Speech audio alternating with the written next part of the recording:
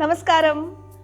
വനിതം ഓണസദ്യയിൽ ഇന്ന് നമ്മൾ ഉണ്ടാക്കാൻ പോണത് നാരങ്ങ അച്ചാറാണ് കേട്ടോ. സാധാരണയായിട്ട് നമ്മൾ ഉണ്ടാക്കണ ചെറുനാരങ്ങ അച്ചാറല്ല, വളരെ ട്രഡീഷണൽ ആയിട്ടുള്ള കറി നാരങ്ങ അച്ചാർ. ചില സ്ഥലത്ത്, അതായത് ഇപ്പോൾ ഞങ്ങളുടെയൊക്കെ സ്ഥലത്ത് ഇതിനെ വടുകപ്പുളി നാരങ്ങ എന്ന് പറയും. അങ്ങനെ വളരെ ടേസ്റ്റി ആയിട്ടുള്ള വടുകപ്പുളി നാരങ്ങ അച്ചാർ എങ്ങനെയാണ് ഉണ്ടാക്കണേന്ന് നമുക്കിപ്പോൾ നോക്കാം. അപ്പം നമുക്ക് തുടങ്ങിയാലോ? നമ്മുടെ വടുകപ്പുളി നാരങ്ങ അച്ചാർ ഉണ്ടാക്കാനുള്ള എല്ലാ സാധനങ്ങളും എൻ്റെ അപ്പുറത്തൊക്കെ ആയിട്ടുണ്ട്. എന്തൊക്കെയാണ് വേണ്ടതെന്ന് ആദ്യം തന്നെ നോക്കാം. മെയിൻ ഇൻഗ്രീഡിയൻറ്റ് വടുകപ്പുളി, അച്ചാർ ഇടാനുള്ള നാരങ്ങ. നാരങ്ങ എന്ന് പറയുമ്പോൾ ഇത് അത്യാവശ്യം നല്ല പഴുത്ത നാരങ്ങയാണ് കേട്ടോ, പച്ച നാരങ്ങയല്ല. പഴുത്തത് എടുത്താലുള്ള ഗുണം എന്താണെന്ന് വെച്ചാൽ കയ്പ്പ് കുറച്ച് കുറഞ്ഞു കിട്ടും. അപ്പോൾ അങ്ങനെ ഒരു കിലോ വടുകപ്പുളി നാരങ്ങയാണ് ഇവിടെ വെച്ചിട്ടുള്ളത്. പിന്നെ ഇഞ്ചി ഇതാ ആവശ്യത്തിന് ഇങ്ങനെ ഒരു പാത്രത്തിൽ 1 കപ്പ്. പിന്നെ വെളുത്തുള്ളി, ഇത് അരിഞ്ഞിട്ടില്ല, തൊലി കളഞ്ഞ് അങ്ങനെ വെച്ചിരിക്കുകയാണ്. പച്ചമുളക് ഒരു 5 പച്ചമുളക് വട്ടത്തിൽ നല്ല ഭംഗിയായിട്ട് അരിഞ്ഞു വെച്ചിട്ടുണ്ട്. വെള്ളമുണ്ട് ആവശ്യത്തിന്. പിന്നെ കറിവേപ്പില, ഒട്ടും നമുക്ക് കളയാൻ പറ്റാത്ത സാധനം. പിന്നെ ഇവിടെ ഉപ്പുണ്ട്, ഉലുവയുണ്ട്, പഞ്ചസാര, മുളക് പൊടി, കായപ്പൊടി, കടുക്, ഗ്രാമ്പൂ, ഏലക്കായ, നല്ലെണ്ണ, പിന്നെ വിനാഗിരി. ഇത്രയും ഇൻഗ്രീഡിയൻസ് വേണം ഈ ഒരു അച്ചാർ ഉണ്ടാക്കാനായിട്ട്. അപ്പോൾ നമുക്ക് തുടങ്ങിയാലോ? അപ്പോൾ ആദ്യം തീ കത്തിക്കാം. തീ കത്തിച്ചിട്ട് പതുക്കെ തുടങ്ങാം. ഉരുളിയിൽ തന്നെ ഉണ്ടാക്കാം, ട്രഡീഷണലായിട്ട്. പാത്രം ഏകദേശം ഒന്ന് ചൂടായിട്ട് വരുമ്പോഴത്തേക്കും നമ്മൾ നന്നായിട്ട് കഴുകി അരിഞ്ഞു വെച്ച ഈ നാരങ്ങ പതുക്കെ പാത്രത്തിലേക്ക് ഇടുകയാണ്.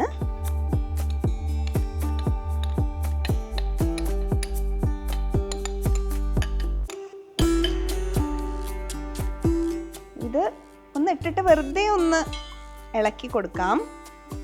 ഇളക്കി പാത്രവും ചൂടായി, അതുപോലെ ഇതും ഏകദേശം ചൂടായി. ഇനി നമുക്ക് ഏകദേശം ഇത്രയും വെള്ളം ഇതിലേക്ക് ചേർക്കാം. വളരെ കുറച്ച് വെള്ളം തന്നെ ആഡ് ചെയ്തിട്ടുള്ളൂ. അതിൻ്റെ കൂടെ ഉപ്പ്, 1 സ്പൂൺ ഉപ്പ് നമ്മളിട്ടു. അതുപോലെ ഇനി ആഡ് ചെയ്യേണ്ടത് എന്താണെന്ന് വെച്ചാൽ കായത്തിൻ്റെ പൊടിയാണ്. കായപ്പൊടി 1 സ്പൂൺ, അതും നമ്മൾ ആഡ് ചെയ്തു. ഈ ആഡ് ചെയ്തതെല്ലാം കൂടി ഒരു ഹൈ ഫ്ലെയിമിൽ തന്നെ നമുക്ക് വെക്കാം. ഇപ്പം തൽക്കാലം നന്നായിട്ടൊന്ന് ഇളക്കിയിട്ട് അതൊരു ചെറിയ മിക്സ് ആവുന്ന പരുവത്തിൽ നന്നായി ഇളക്കി ആ പൊടിയൊക്കെ നന്നായിട്ട് അങ്ങോട്ടും ഇങ്ങോട്ടൊക്കെ പിടിക്കുന്ന പാകത്തിലൊന്ന് ഇളക്കി ഏകദേശം ഒരു 3 മിനിറ്റ് നമുക്കിത് ഹൈ ഫ്ലെയിമിൽ അടച്ച് വെച്ചിട്ട് ഒന്ന് വേവിക്കാം. 3 മിനിറ്റ് വരെ നമുക്കൊന്ന് കാത്തിരിക്കാം. അപ്പോൾ വേവാൻ വേണ്ടി നമ്മൾ കാത്തിരിക്കുകയാണ്. പക്ഷെ അതിനിടയ്ക്ക് ഇപ്പോൾ ഏകദേശം ഒരു പകുതി സമയമുണ്ട്, ഒരു 1.5 മിനിറ്റൊക്കെ ആയപ്പോൾ ഞാൻ ഒന്ന് വെറുതെ തുറന്നു നോക്കി, ഒരാകാംക്ഷ കൊണ്ട് തുറന്നു നോക്കി ഒന്ന് ഇളക്കി കൊടുക്കുകയാണ് കേട്ടോ. കുറച്ചുകൂടി ആവാനുണ്ട്. അടച്ചു വെച്ചു. ഇനി നമുക്കിതൊന്ന് ഫ്ലെയിം കുറച്ച് വയ്ക്കാം, സിമ്മിലേക്ക് ഇടാം. ഏകദേശം ഇപ്പോൾ 3 മിനിറ്റ് ആയിട്ടുണ്ട് കേട്ടോ. നമുക്കൊന്ന് തുറന്ന് നോക്കാം. ഇനിയിപ്പോൾ ഇത് 3 മിനിറ്റ് എന്നുള്ളത് 4 മിനിറ്റ് ആയതുകൊണ്ട് പ്രശ്നമൊന്നുമില്ല. നാരങ്ങ നന്നായിട്ട് വേവുക എന്നുള്ളതാണ് അതിൻ്റെ ഒരു പാകം സമയത്തിനെക്കാട്ടിലും. അത് നമുക്ക് ഏകദേശം കണ്ടറിയാനും പറ്റുമല്ലോ. അപ്പോൾ വെന്തിട്ടുണ്ട്. ഇനി ഇത് നമുക്ക് തുറന്ന് വെച്ചിട്ട്, നേരത്തെ നമ്മൾ അടച്ചു വെച്ചിട്ടാണ് വേവിച്ചേ, ഇനി തുറന്ന് വെച്ചിട്ട് ഒരു 3 മിനിറ്റ് വേവിക്കണം. അപ്പോൾ നമുക്കിങ്ങനെ നന്നായിട്ട് ഇളക്കി കൊടുക്കാം. അപ്പോൾ ഇതിവിടെ റെഡി ആവട്ടെ. അതിനിടയ്ക്ക് നമുക്ക് ബാക്കി പരിപാടികളിലേക്ക് കടക്കാം. അപ്പോൾ അടുത്ത പരിപാടി എന്ന് പറഞ്ഞാൽ നമുക്ക് ഈ കടായി ഇവിടെ വെച്ചിട്ട് വീണ്ടും നമ്മൾ തീ കത്തിക്കുന്നു, ലോ ഫ്ലെയിമിലാക്കുന്നു. ഇതിൽ നമ്മൾ നേരത്തെ തയ്യാറാക്കി വെച്ചിട്ടുള്ള ഏലക്കായ ഒരു 5 എണ്ണമാണ് കേട്ടോ എടുക്കേണ്ടത്. 5 എണ്ണം. അതുപോലെ ഏലക്കായ ഒന്ന് ചെറുതായിട്ടൊന്ന് ആവുന്നത് വരെ. അതുപോലെ ചെയ്യേണ്ടത് ഗ്രാമ്പു ആണ്. ഗ്രാമ്പു ഒരു 4 ഗ്രാമ്പു ഇട്ടാൽ മതി. പിന്നെ ഒരു 1/2 സ്പൂൺ ഉലുവ ഇടുക. അതുപോലെ 1 സ്പൂൺ കടുകും. ഇതിൽ നമ്മൾ ശ്രദ്ധിക്കേണ്ടത് എന്താണെന്ന് വെച്ചാൽ നമ്മൾ എണ്ണ ആഡ് ചെയ്തിട്ടില്ല. എണ്ണ ആഡ് ചെയ്യാതെയാണ് ഇതൊക്കെ കൂടി ഒന്ന് ചെറുതായിട്ട് ചൂടാക്കി എടുക്കണേ. നമുക്കറിയാൻ പറ്റും ഒരു ഉലുവയൊക്കെ ഒരു ഗോൾഡൻ ബ്രൗൺ ഷെയ്ഡിലേക്ക് വരില്ലേ, ആ ഷെയ്ഡിലേക്ക് വരുമ്പോഴേക്കും നമുക്കിത് ഓഫാക്കാൻ പറ്റും. ആവണേ ഉള്ളൂ. കടായി ചൂടായി, ഇതൊക്കെ ഒന്ന് ചൂടായി ഒന്ന് ഇതായി വരുമ്പോഴേക്കും നമ്മുടെ ഇവിടെ ആശാൻ റെഡിയാണ്. തുറന്ന് വെച്ചിട്ട് നമ്മൾ വേവിക്കാൻ വേണ്ടി വെച്ചത് ഓൾമോസ്റ്റ് റെഡി ആയിട്ടുണ്ട്. ഒരു 3 മിനിറ്റ് 3.5 മിനിറ്റോളം ആയിട്ടുണ്ട്. ഈ വേവും പാകമായിട്ടുണ്ട് കേട്ടോ. അപ്പം ഇതിനി ഓഫ് ചെയ്യാം. ഇത് ഓഫ് ചെയ്തു. ഇതൊരു സ്വല്പം കൂടി ആവാനുണ്ട്. ഇതിങ്ങനെ പതുക്കെ പതുക്കെ ബ്രൗൺ ആയി വരുന്നുണ്ട്. ഇത് നല്ല മണമൊക്കെ വരുന്നുണ്ട് കേട്ടോ, ഗ്രാമ്പൂവിൻ്റെയും ഏലക്കായയുടെ ഒക്കെ. അപ്പം നമ്മുടെ ഈ സ്പൈസസും റെഡിയാണ്. ഒപ്പം ദാ ഇവിടെ നമ്മുടെ നാരങ്ങയും വെന്ത് റെഡി ആയിട്ടിരിക്കുകയാണ്. ഞാൻ പതുക്കെ ഇത് ഓഫ് ചെയ്യണു. ഇതും ഞാൻ ഓഫ് ചെയ്യണു. ഇനി നമ്മൾ അടുത്ത പരിപാടിയിലേക്ക് കടക്കുന്നതിന് മുമ്പ് ഇതൊന്ന് ചൂടാറാൻ വേണ്ടിയിട്ട് നമുക്ക് കുറച്ച് നേരം ഒന്ന് മാറ്റി വയ്ക്കാം. അടുത്തത് വീണ്ടും ഞാൻ തീ കത്തിച്ചു. മീൻവയൽ ഇത് അടച്ച് വയ്ക്കാം. പാത്രം വെച്ച്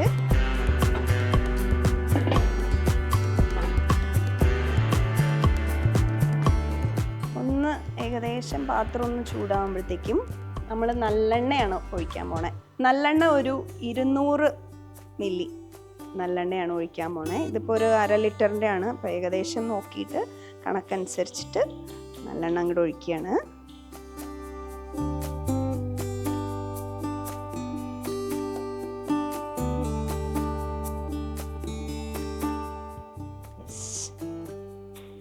ഒരു 200 മില്ലി നല്ലെണ്ണ നമ്മൾ ഒഴിച്ചു വെച്ചിട്ടുണ്ട്.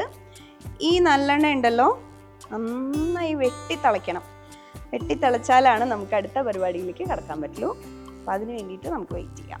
അപ്പോൾ നമ്മുടെ എണ്ണ ഇങ്ങനെ തിളച്ച് വന്നിട്ടുണ്ട്. എണ്ണ കരിയാതെ നമ്മൾ സൂക്ഷിക്കുക എന്നുള്ളതാണ്. കരിയാണെന്ന് തോന്നുകയാണെങ്കിൽ ഒന്ന് സിമ്മിലിട്ട് കൊടുക്കാം.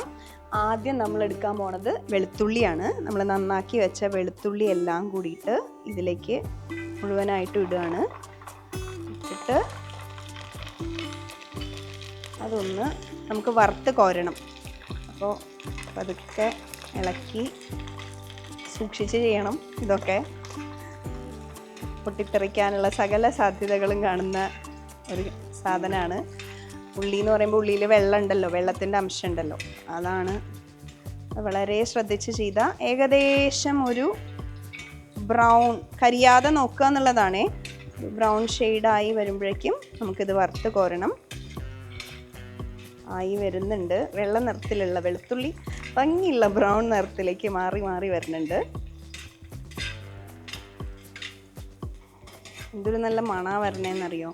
അപ്പോൾ ഓൾമോസ്റ്റ് നമ്മുടെ വെളുത്തുള്ളി എണ്ണയിൽ കിടന്ന് തിളച്ച് ഒരു ബ്രൗൺ ഷെയ്ഡായിട്ട് ഇങ്ങനെ വരുന്നുണ്ട്. അത് പതുക്കെ ഞാൻ ഈ പാത്രത്തിലേക്ക് മാറ്റുകയാണ്, ഈ ബൗളിലേക്ക് ഇങ്ങനെ മാറ്റുകയാണ്. ആ കളർ ചേഞ്ചും ആ മണവും എല്ലാം കൂടി വരുമ്പോൾ ഉണ്ടാവണ ഒരു രസം. ഇപ്പം നമ്മൾ വെളുത്തുള്ളി നമുക്ക് മൊരിഞ്ഞ് കിട്ടിയിട്ടുണ്ട്. ഇനി ഇതുപോലെ നമ്മൾ ചെയ്യാൻ പോണതാണ് അടുത്തതായിട്ട് ഇഞ്ചി. നേരത്തെ കഴുകി അരിഞ്ഞ് വെച്ചിട്ടുള്ള ഇഞ്ചി ഉണ്ടല്ലോ, ആ ഇഞ്ചി ഇതുപോലെ നമ്മൾ ഈ എണ്ണയിലേക്ക് ഇട്ടിട്ട് ഇതുപോലെ വറുത്ത് എടുക്കണം. നല്ല മുരിഞ്ഞ് വരണം. അപ്പോൾ നേരത്തെ നമ്മൾ തീ കുറച്ച് വെച്ചിട്ടുണ്ടായിരുന്നു. ഇപ്പം സ്വല്പം കൂട്ടുകയാണ്. ഇഞ്ചി ഇട്ടല്ലേ ഉള്ളൂ, അത് കാരണം സ്വല്പം കൂട്ടി വെക്കണു. വെളുത്തുള്ളി പോലെയല്ല കേട്ടോ, ഇഞ്ചി ഇങ്ങനെ കുറച്ച് മുരിഞ്ഞ് കിട്ടാൻ കുറച്ച് സമയം എടുക്കും. ഓൾമോസ്റ്റ് ആയിട്ടുണ്ട്. അപ്പോൾ ഞാനൊന്ന് സിമ്മിലിട്ടിട്ട് ഒരു ബ്രൗൺ നിറത്തിലേക്ക് വന്നിട്ടുണ്ട്. മാറ്റിയിടുകയാണ്. അസലായിട്ട് മുരിഞ്ഞ് നല്ല ബ്രൗൺ ഷെയ്ഡിൽ ഇഞ്ചി നമ്മളങ്ങനെ കോരിയെടുത്തു. ഇനി അടുത്തത് നമ്മൾ ചെയ്യാൻ പോണത് ഇതേപോലെ പച്ചമുളകും ഈ തിളച്ച് കിടക്കണ എണ്ണയിലേക്ക് നമ്മൾ ഇട്ടിട്ട് അതും ഇതുപോലെ കുറച്ച് സൂക്ഷിച്ചൊക്കെ ചെയ്യണം കേട്ടോ. ഇതുപോലെ നമ്മൾ വറുത്ത് കോരാൻ പോവാണ്. പച്ചമുളകിൻ്റെ ആ ഒരു പച്ചമണം, ഇടയ്ക്ക് ഒരു പൊട്ടലും ചീറ്റലും ഒക്കെ ഉണ്ട്. അപ്പം നമ്മുടെ പച്ചമുളകും ആയിട്ടുണ്ട്. ഞാൻ കോരിയെടുക്കുകയാണ്. ഓൾമോസ്റ്റ് വേറെ കളറായി മാറി. പച്ചമുളക് എന്നൊന്നും പറയാൻ പറ്റില്ല ഇപ്പം അതിനെ. അതും കഴിഞ്ഞു. പച്ചമുളക് വറുത്ത് കോരിയിട്ടുണ്ട്. ഇതിവിടെ വയ്ക്കാം. നമ്മുടെ അടുത്ത പണി എന്ന് പറയുന്നത് ഇതിലേക്ക് ഈ തിളച്ച എണ്ണയിലേക്ക് തന്നെ ഒരു സ്പൂൺ കടുക് ഇടുകയാണ്. കടുക് ഇങ്ങനെ പൊട്ടി വരുമ്പോൾ നമ്മൾ സാധാരണയായിട്ട് ചേർക്കാറുള്ള കറിവേപ്പിലയും കൂടി നമ്മൾ ആഡ് ചെയ്യാണ്. ചെറുതായിട്ടൊന്ന് തെറിക്കുന്നുണ്ട്. ഓ, ഈ കറിവേപ്പിലയുടെ മണം ഉണ്ടല്ലോ, രക്ഷയില്ല. കറിവേപ്പിൻ്റെ ഇല ഇത്തിരി കുറച്ചൊന്ന് മുരിഞ്ഞ് കിട്ടണ വരെ വെച്ചിട്ട് നമുക്കിനി ഇത് ഓഫ് ചെയ്യാം. അപ്പോൾ കടുകും കറിവേപ്പിലയും ആക്കി വെച്ചത് അതൊന്ന് തണുക്കട്ടെ, എണ്ണ ഒന്ന് തണുക്കട്ടെ.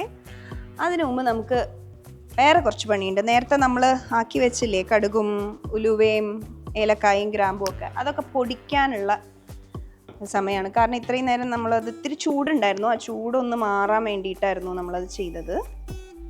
മിക്സിയിലിട്ടിട്ട് നമുക്കൊന്ന് പൊടിച്ചെടുക്കാം കേട്ടോ. നന്നായി പൊടിയണം. നോക്കാം നമുക്ക് എങ്ങനെ വരും.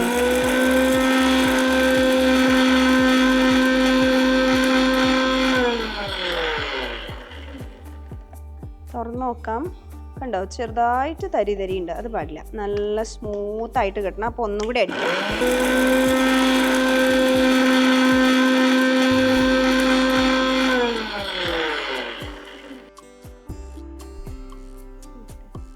അപ്പോൾ നന്നായി പൊടിഞ്ഞുണ്ട് കേട്ടോ. അപ്പോൾ ഈ പൊടിച്ചത് അവിടെ ഇരിക്കട്ടെ, മിക്സിയിൽ തന്നെ ഇരിക്കട്ടെ. നമുക്ക് ബാക്കി പണിയിലേക്ക് വരാം. എണ്ണ ഒന്ന് തണുക്കാൻ വേണ്ടിയിട്ട് നമ്മൾ വെച്ചതാണ്. ഏകദേശം ഒന്ന് തണുത്ത് വന്നിട്ടുണ്ട്. ഇനി ഇതിലേക്ക് നമുക്ക് കുറച്ച് പൊടികൾ ചേർക്കാനുണ്ട്. അതിലാദ്യം മഞ്ഞൾപ്പൊടിയാണ് ചേർക്കേണ്ടത്. മഞ്ഞൾപ്പൊടി ഞാൻ നേരത്തെ പറഞ്ഞ ലിസ്റ്റിൽ നിങ്ങളോട് പറയാൻ മറന്നുപോയി. അപ്പം നിങ്ങൾ മറക്കണ്ട, ആദ്യം എടുത്ത് വയ്ക്കുമ്പോൾ മഞ്ഞൾപ്പൊടി എടുത്ത് വയ്ക്കണം. എൻ്റെ മഞ്ഞൾപ്പൊടി ഇവിടെ ഉണ്ട്. ആ മഞ്ഞൾപ്പൊടിയിൽ നിന്ന് ഞാനൊരു വളരെ കുറച്ച്, അതായത് ഒരു 1/2 സ്പൂൺ മഞ്ഞൾപ്പൊടിയാണ് ഇതിലേക്ക് ഇടുന്നത്. തീ കത്തിച്ചിട്ടില്ല കേട്ടോ, അത് ഓർക്കണേ, തീ കത്തിച്ചിട്ടില്ല. അത് കൂടാതെ ഒരു 4 സ്പൂൺ മുളക് പൊടി നമ്മൾ ഇതിലേക്ക് ആഡ് ചെയ്യാണ്. 2, 3, 4, അല്ലെങ്കിൽ ഒരു 4.5. ഓക്കെ, ആഡ് ചെയ്തിട്ട് ഇത് നന്നായിട്ടൊന്ന് നമുക്ക് ഒന്ന് ഇളക്കാം. ഇളക്കി ഒന്ന് മിക്സ് ചെയ്തിട്ട് ഏകദേശം ആകുമ്പോൾ ഞാനൊന്ന് ചെറുതായിട്ട് തീ കത്തിക്കുകയാണ്. തീ കത്തിച്ചു. ഈ പൊടികളുടെയൊക്കെ ഒരു പച്ചമണല്ലേ, അത് പോണം. അപ്പോൾ ഒന്ന് സിമ്മിലിട്ടിട്ട് നമുക്കതിനെ ഒന്ന് മൂപ്പിച്ചെടുക്കാം. പച്ചമണം പോകുന്നത് വരെയാണ് കേട്ടോ നമ്മളത് ചെയ്യേണ്ടത്. അപ്പോൾ പൊടികളുടെ പച്ചമണമൊക്കെ പോയിട്ട് നല്ല മണമായിട്ട് വന്നിട്ടുണ്ട്. സ്പൈസസിൻ്റെ ആ സുഗന്ധം അത് വന്നിട്ടുണ്ട്. നമുക്കിനി ഇത് ഓഫ് ചെയ്യാം കേട്ടോ. ഫ്ലെയിം ഓഫ് ചെയ്യാണ്, കംപ്ലീറ്റ്ലി ഓഫ് ചെയ്യാണ്. അടുത്തത് നമ്മുടെ മെയിൻ പരിപാടിയിലേക്ക് കടക്കുക. നേരത്തെ വേവിച്ച് വെച്ച നമ്മുടെ നാരങ്ങ അത് ഇതിലേക്ക് കംപ്ലീറ്റ്ലി ആഡ് ചെയ്യാം. മുഴുവനായിട്ടും ഇതിലേക്ക് ഇടുകയാണ്.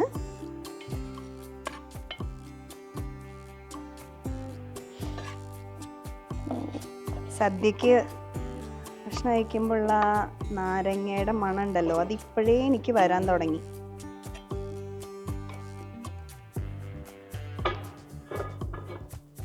ഇനി നമുക്ക് ഇതിലേക്ക് ചേർക്കാൻ ഇതൊന്ന് ഇളക്കാം. വെറുതെ ഒന്ന് ഇളക്കിയിട്ട് ഇതിലേക്ക് അടുത്ത ഇൻഗ്രീഡിയൻസ് നമുക്ക് ചേർക്കാനുണ്ട്. ജസ്റ്റ് ഒന്ന് മിക്സ് ചെയ്യണേ ഉള്ളൂ കേട്ടോ. ഉരുളിക്ക് ചൂടുണ്ട്, അതുകൊണ്ടാണ് നമ്മൾ ഫ്ലെയിം കത്തിക്കാത്ത. ഓൾറെഡി അതിന് ചൂടുള്ളത് കൊണ്ടാണ്. സിമ്മിൽ പോലും വെച്ചിട്ടില്ല. സിമ്മിൽ വെച്ചാലും ചിലപ്പോൾ ഈ മുളകും മഞ്ഞൾപ്പൊടിയും അതൊക്കെ ചിലപ്പോൾ കരിഞ്ഞു പോകാനുള്ള സാധ്യതയുണ്ട്. അതുകൊണ്ട് നമ്മൾ സിമ്മിൽ വെച്ചിട്ടില്ല. ഇനി പതുക്കെ ഇതിലേക്ക് നമ്മൾ നേരത്തെ മൂപ്പിച്ച് കോരി വെച്ചിട്ടുള്ള വെളുത്തുള്ളി ആഡ് ചെയ്യാണ്, ഇഞ്ചി ആഡ് ചെയ്യാണ്, അതുപോലെ പച്ചമുളക് ഇതെല്ലാം കൂടി ആഡ് ചെയ്ത് വീണ്ടും നല്ലോണം ഇതെല്ലാം കൂടി മിക്സ് ചെയ്ത് ഒരൊറ്റ ഡിഷായി മാറി എന്ന് തോന്നുന്നത് വരെ നമ്മൾ നല്ലോണം ഇളക്കുകയാണേ. പിന്നെ മുളകും ഉപ്പും മഞ്ഞളിൻ്റെതും എല്ലാം വെളുത്തുള്ളിയിലും ഇഞ്ചിയിലും പച്ചമുളകിലൊക്കെ പിടിക്കണത് വരെ നന്നായിട്ട് ഒന്ന് ഇളക്കുക. അപ്പോൾ അടുത്ത പരിപാടി എന്ന് പറയുന്നത് ഈ പാത്രം ഞാൻ പതുക്കെ മാറ്റി വയ്ക്കുകയാണ്. എന്നിട്ട് അവിടേക്ക് ഈ കടായി വെച്ചിട്ട് തീ കത്തിക്കണു. തീ കത്തിക്കുന്ന ഇതിലേക്ക് നമ്മൾ വിനാഗിരി ഒഴിക്കാൻ പോവുകയാണേ. അപ്പോൾ വിനാഗിരി ഒഴിക്കുമ്പോൾ നമ്മൾ 250 മില്ലിയാണ് ഒഴിക്കേണ്ടത്. ഇതിപ്പോൾ 1/2 ലിറ്ററിൻ്റെ ആണ്, 500 മില്ലിയുടെ ആണ്. ഇതിൻ്റെ ഏകദേശം പകുതിയാണ് ഇതിലേക്ക് ഒഴിക്കേണ്ടത്. അത് ഒഴിച്ചിട്ട് നല്ലതുപോലെ തിളയ്ക്കണം. വിനാഗിരി ഉണ്ട്. അപ്പോൾ ഓൾമോസ്റ്റ് പകുതിയോളം വിനാഗിരി ഒഴിച്ചിട്ടുണ്ട്. ഇനി ഇത് നന്നായിട്ട് തിളച്ച് വരണം. നമ്മുടെ വിനാഗിരി തിളച്ച് വരികയാണ്. എനിക്ക് കെമിസ്ട്രി ലാബിലൊക്കെ പോയൊരു പ്രതീതി വിനാഗിരി തിളച്ച് വരുമ്പോൾ. ഓഫ് ചെയ്യാണ് കേട്ടോ. വിനാഗിരി നന്നായിട്ട് തിളച്ചു, ഓഫ് ചെയ്തു. അപ്പോൾ കൈയോടെ ആ ചൂടോടെ തന്നെ അതെടുത്തിട്ട് നമ്മൾ ഈ തയ്യാറാക്കി വെച്ചിട്ടുള്ള കറിയിലേക്ക്, നാരങ്ങ കറിയിലേക്ക് നമ്മൾ ഒഴിക്കുക.